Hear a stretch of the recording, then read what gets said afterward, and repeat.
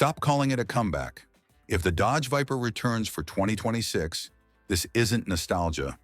It's a declaration of war on every soft modern supercar that's been padded with screens, filters, and safety nets. And the craziest part? The Viper name still has enough fear attached to it that one leaked render can set the entire car internet on fire. Because Viper was never built to be friendly. It was built to be unforgettable. It was the car you respected before you even turned the key. Long hood, brutal stance, and that reputation for rewarding talent and punishing ego. Now here's the truth up front. As of right now, there's no official Dodge press release confirming a 2026 Dodge Viper production car, and most of what's circulating is speculation, fan desire, and insider-style talk. But the reason this rumor won't die is simple.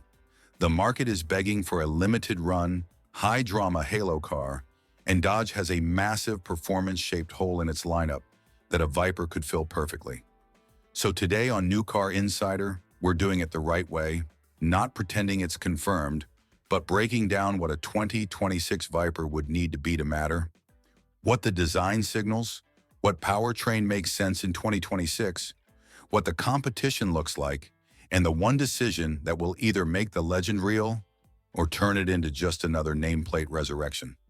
Let's rewind for 2 seconds because the history explains the hype. The Dodge Viper was introduced in 1992 and quickly became famous for being a no-nonsense driver-focused machine. Over the years, it kept a formula that felt almost rebellious. A massive V10, rear-wheel drive, and minimal driver aids, especially compared to the European establishment. Then Dodge discontinued the Viper in 2017, and the whole segment lost one of the last true analog supercar personalities.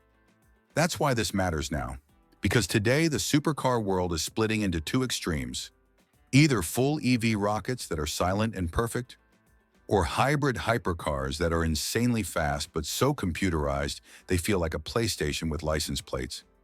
And right in the middle of that, there's an opening for something different. A car that feels dangerous in the best way, but modern enough to survive regulations and buyers' expectations. Now look at the render you sent me. This red low-slung monster with the white center stripe, the canopy-style roofline, and that snake badge sitting like a warning label on the nose. It looks like someone asked, what if a Viper and a Le Mans prototype had a child? And honestly, it works. The front is wide and predatory, the headlights are razor-thin, the aero is aggressive, and the whole car has that don't touch me energy Viper needs. But here's where the detective work starts. This shape looks more mid-engine exotic than front-engine long hood classic. And that's the first major fork in the road for a real Viper comeback. Option 1, keep the Viper spirit. Front engine, rear drive, long hood, ridiculous torque, and a cabin shoved back like a 90s fistfight. Option 2, go full modern weapon. Mid-engine proportions, insane aero efficiency, and performance numbers designed specifically to hunt Corvettes. And the competition is not playing games anymore. Mopar-focused insiders point out exactly what Dodge is up against. Chevrolet and Ford are pushing hard with headline-grabbing performance projects, and a modern Viper could be the halo car that puts Dodge back into that conversation. In other words, this wouldn't be a cool sports car. It would have to be a statement that Dodge still knows how to build something outrageous. So what powers it? Let's be brutally honest. The old-school truck-based V10 magic is exactly what fans want, but it's also the hardest thing to justify in 2026. Still, even pro-Viper arguments openly float the idea of a modern Viper, perhaps with a hybrid V10 powertrain, as a bridge between the brand's heritage and an electrified future. That sentence right there is the blueprint. If Viper returns, the easiest way to keep the soul and meet the era is electrification as a weapon, not as a personality replacement. Picture a front-engine monster with a big displacement combustion heart, then add a compact hybrid assist that fills torque, sharpens response, and gives it all-wheel drive traction when you want it, without turning it into a sterile EV appliance. That's the kind of solution that could keep the Viper's raw identity while making it brutally effective off the line and through corners. But here's the twist. Viper can't just chase horsepower. It has to chase a feeling. The original Viper was famous because it felt like the car didn't care whether you were ready. A 2026 Viper has to preserve that edge while adding just enough modern tech to make it usable, not numb. That means the right kind of driver aids, transparent stability control, a track mode that actually lets you drive, and a chassis that communicates like a real sports car instead of isolating you like a luxury coupe. And yes, materials matter too. Lightweight structure, serious aero, and brakes that don't fade when the YouTube thumbnail says track test. Mopar insiders also make a key point. Technology has caught up, and today it's possible to build a safer, more efficient, even more powerful Viper using modern lightweight materials, aerodynamics, and hybrid drivetrains. That's important because Viper doesn't need to be reckless.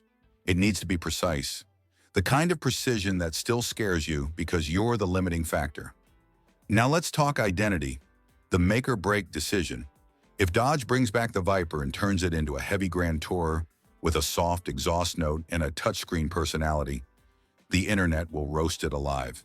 If they bring back the Viper and it's a true limited production halo car, loud, low, dramatic, and unapologetically focused, it instantly becomes the car everyone talks about, even if they never buy one. That's why halo cars exist. And if Dodge really wants to win the moment, here's how they do it. They make the design unmistakable. Long, aggressive, and instantly recognizable as a Viper, even from a silhouette. They keep it rare because rarity creates desire, and they make it a driver's car again. Not the fastest computer in a straight line, but the most memorable thing to drive on a real road. Because in 2026, speed is common. Personality is priceless. So here's the question for you. If Dodge announces a Viper tomorrow, what do you want it to be? A modern hybrid monster that beats everything, or a pure rear-drive lunatic that keeps the legend alive? Drop the comment now, because this is one of those topics where the comments section becomes the real show. Before you go, here are 3 title ideas that would pull clicks hard. Title 1, 2026 Dodge Viper is back. This render has everyone panicking. Title 2, New Viper 2026, the return of America's scariest supercar. Title 3, Viper versus Corvette era begins what the 2026 Viper must be. And here's a description you can copy word for word. Is the Dodge Viper returning for 2026? In today's episode, we break down the latest rumors, the wild new concept renders, what powertrain makes sense in the modern era, and why a real Viper comeback could be Dodge's ultimate halo car. Would you want a raw rear-wheel drive Viper or a hybrid monster built to hunt supercars?